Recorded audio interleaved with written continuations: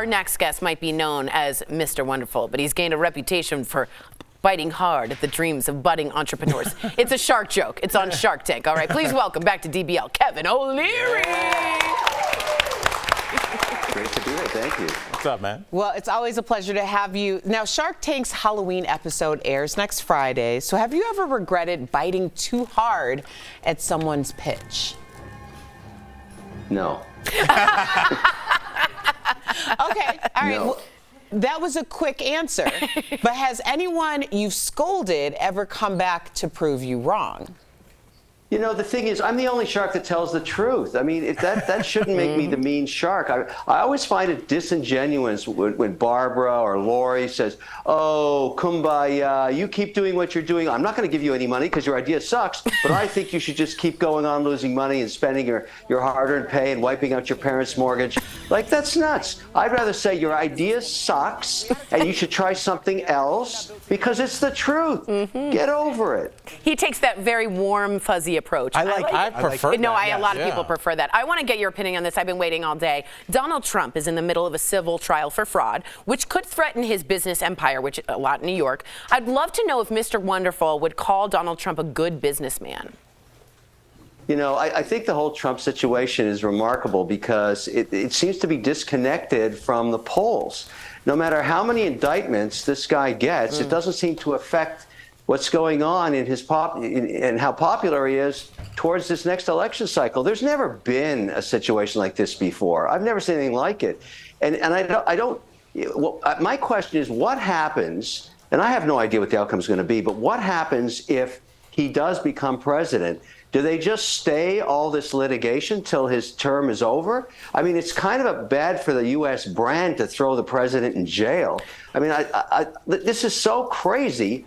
I think everybody's got the same question. What is going on here? Because I would have assumed on the first set of indictments that would have been the end of this run. Boy, was I ever wrong about that. Well, two questions. One, you didn't really answer the question if he was a good businessman. And second, that's why I'm so good at this. Right, That's you're the very, whole but you idea. didn't fake me. And two, I think it'd be bad of the U.S. to not have justice for someone that almost threatened our democracy. What do you think about that? Well, you know, I think the courts are going to do what they're going to do, but when you think about other jurisdictions where we put the leadership in jeopardy or on trial or try and jail them, that sounds like Venezuela to me. And I hope we're not going in that direction. So, I mean, I don't know how much of this is politically motivated, but it seems to be some of it may be. But the way I see it, when the debates finally happen, if it's Trump versus Biden, they'll both be doing the debates with ankle bracelets on. Right. Interesting take. Hey, it'll be one people to watch. You know, I feel like people in this country get two messages. People tell you, be practical, buy within your means, but you also hear dream big, go for it. So in your opinion, which is more important? You know, here's what we've learned on 15 years of Shark Tank.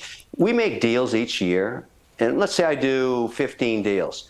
I'm sure that 3 or 4 of them are going to be just huge hits, and the rest are going to be dogs 5 years later. The problem is I don't know which ones. And even though I think I do, I don't. The outcomes are totally serendipitous. They're unknown.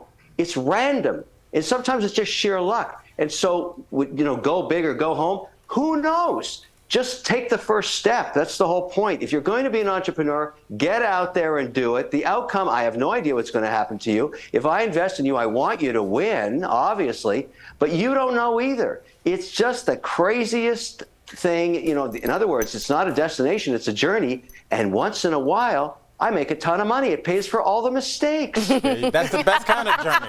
Yeah. And the smile on his face says it all. All right, out of the frying pan into the fire, we got some more hard-hitting questions. Travis Kelce and Taylor Swift's relationship has been plastered all over the tabloids, but you're a marketing guy. You enjoy a good marketing campaign. In your opinion, what impact of their relationship, or what's the impact their relationship has on the U.S. economy? Well, it definitely has. It has a huge impact on Fanatics sales. I mean, Mike Rubin was a guest shark on Shark Tank. I started to understand his business.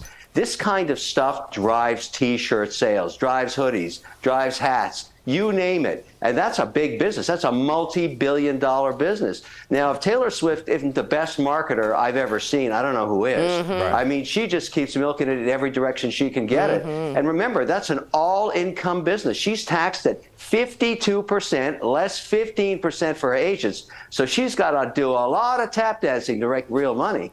Did we just hear Kevin O'Leary's a Swiftie? I think so. Yay! It's going viral. Just kidding, Kevin. Thank you so much for joining us. Anybody who makes some money, he's a fan. Yeah, I think he sees the value there. DVL Nation, watch season 15 of Shark Tank. It is every Friday, and make sure to catch their Halloween special, Sharkoween, next Friday on ABC. Kevin, thank you so much again. We will be right back. By the way, I'm going to disclose on that show the truth. I'm coming out of the coffin. Yes, I am a vampire. Ooh. You heard it here first.